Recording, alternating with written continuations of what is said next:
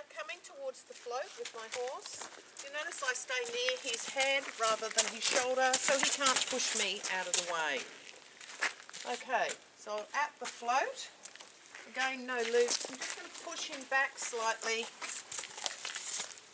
Here at my barn we use rubber tie-ups. The reason being, as you can see, my horses are quite large.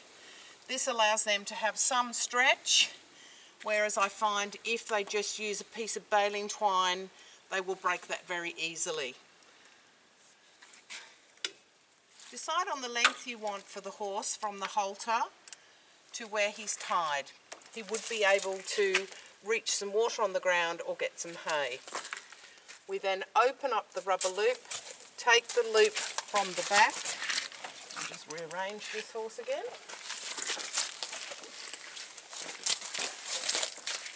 Take a loop from the back up, twist once. On the spare excessive end, you create another loop which you push through. Then another loop that you push through, and right at the end, he's very helpful, this horse, I tuck the corner under. You'll see a series of loops all the way through.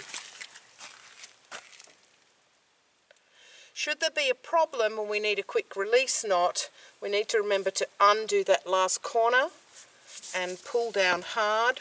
We now have the horse. The reason behind this process is that you never ever start this loop this way, because if I had looped through all the way down, what would have happened is I would have the horse still attached to the float. So you always start, yes I know he's been told off a little bit, with one loop, turn and start passing that loop all the way through to the bottom. There is my secured horse attached to the float.